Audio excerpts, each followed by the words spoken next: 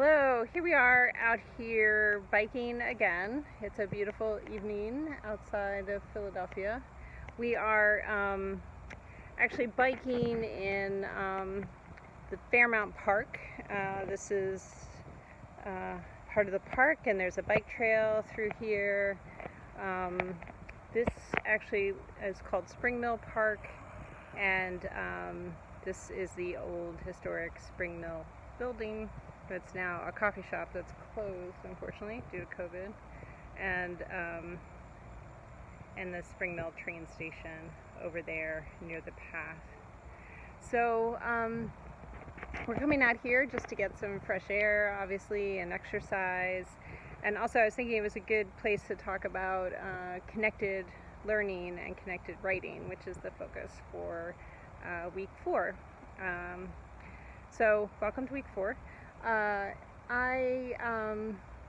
This week we will use a framework of sort of design and learning principles called connected learning, and this is work that I've been engaged in for many years now, and I offer it because I offer this idea of connected learning and connected writing because to me it's a really important part of the work that we do teaching writers.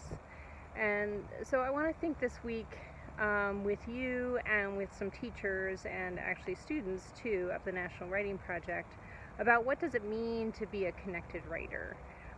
What does it mean for our writing when we connect to our interests, when we connect relationships and connect to things that are important at home and actually connect to home? What happens when we connect to opportunities that are real and meaningful for writers and their families? So this week I really want to dive into this, and the way that we're going to do, the way I'm suggesting it is to be connected writers ourselves for the Make this week.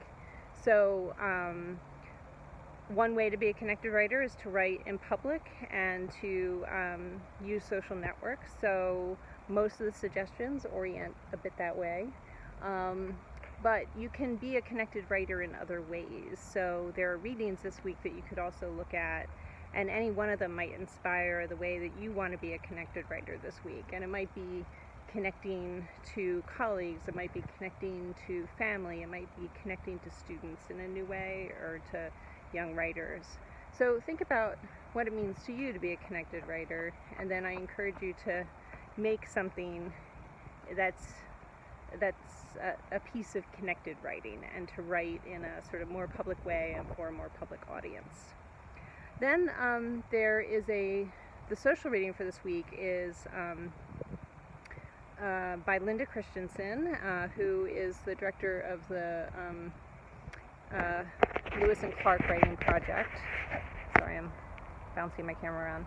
The Lewis and Clark Writing Project. And she writes about critical literacy in our students' lives. And she's not writing about online at all, really. But I still think the connections that she's making through her own practice are really important for us to consider when teaching writers and teaching writers online. So take some time to read that together. We'll use hypothesis this week only, and I also have a video with a discussion that we did with Linda about this article. That's part of a larger project, larger marginal syllabus project that I introduced a couple weeks ago, I think. Finally, the readings this week are all sort of, they're primarily a set of teacher practices. So you'll read a piece by Katie McKay. This is work that she writes about. It's sort of an argument she's making about the ways that we need to be, that young writers need real audiences in the world. And she's working with a group of teachers in Bastrop, Texas, to design writers' workshop in K through 2 classrooms, and then support their young writers in having authentic audiences. And you'll see that it's a sort of scaffolded set of public audiences. So it starts with family, and then it goes out to sort of larger spaces and places in the wider community. And there's a bunch of videos that she includes that really dive into the things that she thinks are important, and I would encourage you to watch those. Plus, they're really quite adorable. There's also a piece by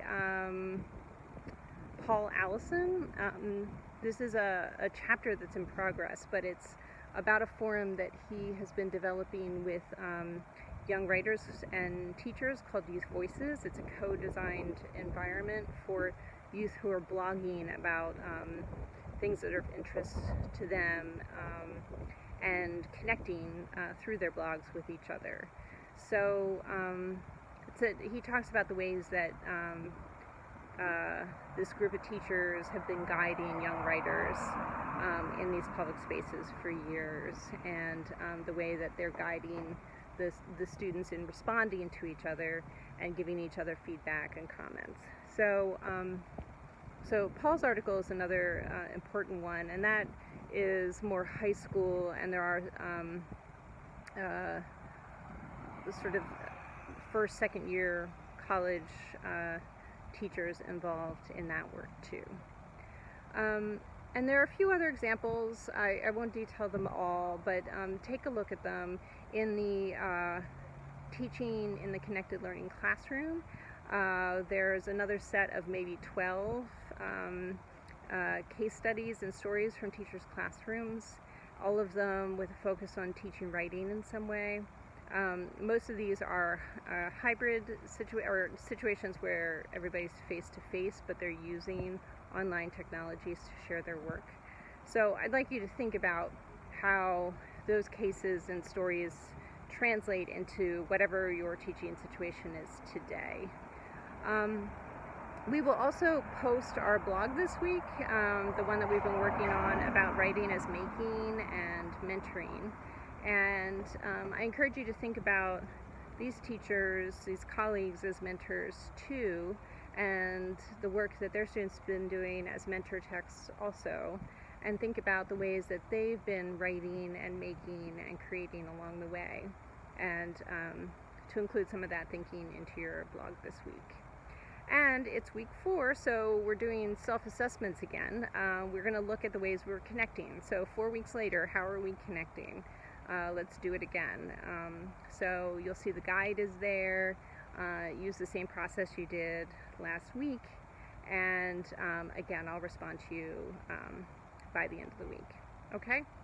All right, thanks everyone, and I hope you get a chance to get outside and get some exercise, and you're not in front of your computer all the time, and